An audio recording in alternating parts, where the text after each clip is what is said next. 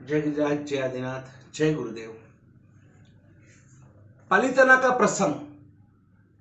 एक 20 साल की एक लड़की और अपने घर से भागकर और हमारे पास आई और पूज्य गच्छाधिपति श्री के पास जाकर उसने उस लड़की ने गच्छाधिपति श्री को कहा कि गुरुदेव, मैं दीक्षा लेने आई हूं। गुरुदेव ने कहा, तेरे माता पिता कहाँ हैं? बोले नहीं, उनकी तो परमिशन नहीं है, लेकिन मेरे बहुत भाव है और वो मुझे बार बार मना कर रहे हैं। उन्होंने कहा कि नहीं, आपको दीक्षा नहीं लेनी है। और गुरुदेव, मेरी इच्छा संसार में रहने की नहीं है, क्योंकि मैं समझती सुंदरी जैसे भरत चक्रवर्ती की बहन भगवान आदिनाथ की बेटी सुंदरी, और उस सुंदरी ने चारित्र को प्राप्त करने के लिए 60,000 साल आयम्बिल का घोर तप किया, तब जाकर उन्हें चारित्र की प्राप्ति हुई। मेरे में ऐसी क्षमता तो है नहीं कि मैं भी आयम्बिल करूं और तब मेरे माता पिता जब मुझे परमिशन दे उसके बाद मैं दीक्षा लूं। गुरुदेव, मेरी इच्छा है, मेरे भाव है, मुझे आप दीक्षा दे दो। तब गुरुदेव ने कहा कि आपके जो गुरुनी है साधु जी भगवान को आप लेके आइए, हम एक बार डिस्कशन कर लेते क्या करना है। उनके जो साधु जी भगवान थे, वो जो लड़की के जो गुरु थे, वो आने के बाद सब डिस्कशन हुआ और उसके बाद नक्की हो कि नहीं, लड़की एकदम स्ट्रांग है, हम भी ऐसे किसी को दीक्षा नहीं देते हैं। ने कहा कि देखो, ये कोई वखार नहीं है, ये कोई गोडाउन नहीं है कि लाओ और डालो गोडाउन के अंदर। जिसमें योग्यता है, जिसमें क्षमता है, जो 5 महाव्रत को अनिशुद्ध रूप से पालन कर सके, और अगर हमको ऐसा लगता है तो उन्हीं को हम चारित्र देते हैं, रजोरम देते हैं, क्योंकि ये वन वे है। यहां पर आने के बाद जैसे शादी में तो अगर समझो नहीं भी जमा तो डिवोर्स हो जाते हैं, या फिर डिवोर्स घर में जाने के बाद भी माँ बाप को बहुत अगर लगाव है तो, और लड़की की इच्छा है तो वापस रीमैरिज भी हो सकते हैं। जबकि पहले ऐसा हमारे संस्कृति में रीमैरिज तो था ही नहीं, लेकिन आज जो वर्तमान जो कल्चर, जो प्रेजेंट कल्चर जो हम देख रहे हैं, ये रीमैरिज तो एकदम कॉमन हो चुका है। भाई ये भी डिवोर्सी है तो दोनों का कर लेते हैं वगैरह वगैरह। लेकिन दीक्षा में तो ऐसा कुछ होता नहीं। दीक्षा में तो वन वे होता है, एक बार दीक्षा ली सो ली। सामयिक पारने का सूत्र है सामय वैजुत्व, कि जब सामयिक पारू, सामयिक पार्यु, और जब हम हाथ नीचे रखकर नौकार और सामय वैजुत्व सूत्र कहते हैं तो सामयिक पारने का सूत्र है। पौषध पारने का भी सूत्र है कि पौषध पारू, पौषध पार्यु, और वापिस नीचे हाथ रखकर सागर चंदोकामो, एक सूत्र आता है। तो पौषध का भी पारने का सूत्र है। पचखांड पारने का भी सूत्र होता है, नौकारसी, मुठसी, उसके बाद पोरसी, साठ पोरसी, पुरीमूड, अवड्ड, ब्याशनु, एकाशनु, एम्बिल, उपवास, सभी प्रकार के पचखांड पारने के भी सूत्र होते हैं। लेकिन दीक्षा पारू, दीक्षा पार्यु, ऐसा कोई सूत्र आज तक बना नहीं, न बनेगा, क्योंकि ये जावत जीव का करेमी भंते होता है, जावत जीव की प्रतिज्ञा होती है, चाहे मैं मर जाऊं लेकिन मैं ये दीक्षा, ये वेश, ये रजोरन मैं कभी नहीं छोड़ूंगा। और ऐसी एक प्रतिज्ञा जिसको भीष्म प्रतिज्ञा कहते हैं, और ऐसी प्रतिज्ञा साधु जीवन में दीक्षा के समय पर ली जाती है तो पारने का कोई सवाल ही नहीं आता है।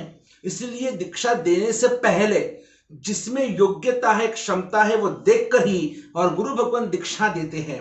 उस लड़की में देखा कि इसमें योग्यता है, इसमें क्षमता भी है, इसमें परिपक्वता भी है, इसका वैराग्य कोई जैसा वैसा मोह गर्भित या अज्ञान गर्भित वैराग्य नहीं है, बस लेनी है तो लेनी है, ऐसा नहीं होता है। सच्चा वैराग्य ज्ञान गर्भित होता है, जो ज्ञान से परिपक्व हो, समझदारी के साथ दीक्षा ली जाती है। मोह गर्भित में भाई है ना, अभी मेरे भाई ने ली, मेरे बहन ने ली, अच्छा मेरे को गुरु तो बहुत अच्छे लग रहे इसलिए मैं दीक्षा लूं, ये मोह गर्भित वैराग्य हुआ। और दुख गर्भित, अरे बहुत तकलीफ है संसार में, बहुत बहुत दुख है, चलो ना वहां जाएंगे तो रोटी कपड़ा मकान सब मिल जाएगा, खाना पीना सब 1 2 3 सब कुछ फ्री, इसलिए दीक्षा लेनी है। ये दुख गर्भित या मोह गर्भित, यह वैराग्य, इसे सही वैराग्य नहीं कहते, लेकिन जो ज्ञान गर्भित वैराग्य होता है वो असली और सही वैराग्य होता है। और इसीलिए उस लड़की में ज्ञान गर्भित वैराग्य जब गुरुदेव ने देखा, और इसीलिए दीक्षा देने के लिए तत्पर हुए और दीक्षा देने के लिए तैयार हुए, सज्ज हुए, और माँ बाप के बिना पूरी दीक्षा की विधि हो गई। जैसे समाचार उनके परिवार को दिया गया कि भाई आपके बेटी की दीक्षा हो चुकी है, वो सब आए और बहुत धमाल करने लगे कि आपने हमारे बेटी को पूछे बिना दीक्षा दी क्यों। इसने घर से भागकर यहां पर आकर दीक्षा लिए, तो घर से भागकर दीक्षा कैसे ले सकते हैं? गुरुदेव ने इतना ही कहा, अगर घर से भागकर कोई शादी कर सकता है तो घर से भागकर दीक्षा क्यों नहीं हो सकती है? घर से भागकर दीक्षा अगर उसमें योग्यता है, हमारे कितने सारे दृष्टांत, हमारे महापुरुषों के दृष्टांत है कि जिनमें योग्यता है। गौतम स्वामी की बात गुरुदेव करते थे। जब गौतम स्वामी के भाव हुए समूह शरण के अंदर, तो वो तो ब्राह्मण थे, उनके साथ में उनके 500 शिष्य थे, लेकिन एक भी जब वैराग्य हुआ और उसी तत्काल उसी समय पर भगवान को वो समर्पित हो गए, तो एक भी व्यक्ति, एक भी शिष्य गुरु गौतम स्वामी यानी कि इंद्रभूति ब्राह्मण, उन्होंने ये नहीं कहा मैं अभी घर पे जाके मीटिंग करता हूं, मैं घर पे जाके रजा लेता हूं, एक बार उनको समझाता हूं, सब एडजस्टमेंट करता हूं, उसके बाद फिर मैं दीक्षा लूंगा। गच्छाधिपति श्री हमेशा कहते थे, देखो जब आंख जब बंद हो जाती है ना, अचानक किसी को हार्ट फेल हो गया, अचानक किसी को कोई बीमारी हो गई, अचानक कोई चल बसा, तो उसके बाद क्या घर वाले क्या करते हैं ना, एडजस्टमेंट। सबका अपना अपना नसीब होता है, सबका अपना अपना पुण्य होता है। इसलिए कभी भी अगर कोई संयम के मार्ग पे आगे बढ़ रहे हैं, पहली बात तो है कि आप उससे अंतराय करो ही मत, क्योंकि ये भागकर दीक्षा क्यों लेनी पड़ रही है? घर वाले विरोध करते हैं, घर वाले अंतराय करते हैं, घर वाले परमिशन नहीं देते हैं। इसीलिए तो मुमुक्षुओं को जब वो संयम के बिना रह नहीं पाते हैं और वो जो भाव जो पराकाष्ठा में पहुंचते हैं ना, तभी ये भागकर दीक्षा लेने का एक पुरुषार्थ उनमें जगता है और वो ये कार्य करते हैं। इसलिए गच्छाधिपति श्री का कहना है, कभी भी किसी का विरोध मत करो, उन्हें आप अग्रसर करो। भाई संसार दावा नल दाह नीरम, हम बोलते हैं संसार क्या है? दावानल है। संसार एक आग है, संसार एक दावानल है, संसार एक कत्ल खाना है, संसार एक पाय खाना है, संसार एक मुसाफिर खाना है, और ऐसे हर तरफ दुखी दुख से भरा है संसार। और ऐसे संसार में संसार से अगर कोई विदाई लेना चाहते हैं तो कभी उसका विरोध मत कीजिए। बस ज्ञान गर्भित वैराग्य उसमें प्रकट हुआ है क्या नहीं, आप परीक्षा कर सकते हैं, लेकिन परीक्षा होने के बाद आपको लगता है कि सच में इसका वैराग्य दृढ़ है, कृत निश्चयी है, तो आपको उसे कभी भी परमिशन देनी चाहिए। आप कभी अंतराय मत कीजिएगा। इसलिए ऐसे गच्छाधिपति श्री के जिनमें वो एक उनकी दृष्टि में, उनके बुद्धि में वो एक तीक्ष्णता थी, वो परख सकते थे जैसे जौहरी होता है और ये कांच है या हीरा है, तो दोनों में तो ये जो परख शक्ति जो होती है ना, वो हमारे में भी होनी जरूरी है कि हमारे घर में हमारे संतान अगर 2, 3, 4 संतान है तो किसको किस क्षेत्र में आगे बढ़ाना चाहिए, ये माँ बाप का कर्तव्य है।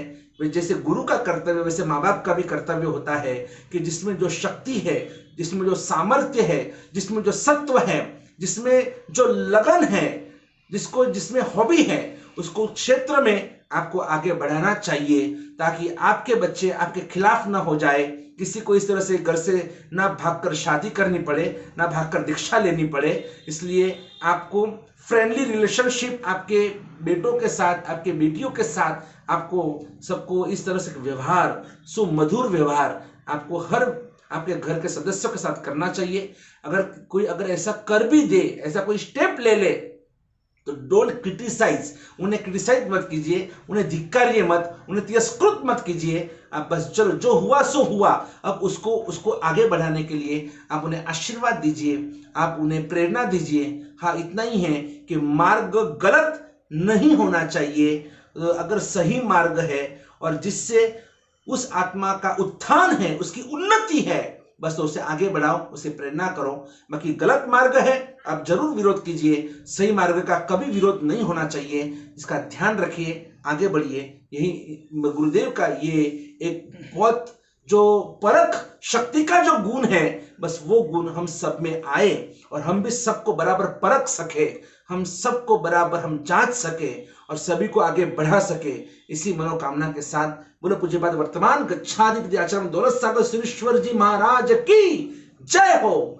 जय गिरिराज, जय आदिनाथ, जय गुरुदेव। जुड़िए परम भक्त परिवार से और विराग क्रांति वाणी यूट्यूब चैनल को सब्सक्राइब कीजिए, शेयर कीजिए और लाइक कीजिए। और गुरुदेव की क्रांति वाणी सुनिए हर रोज 9:40 पर रात को सिर्फ पारस चैनल पर।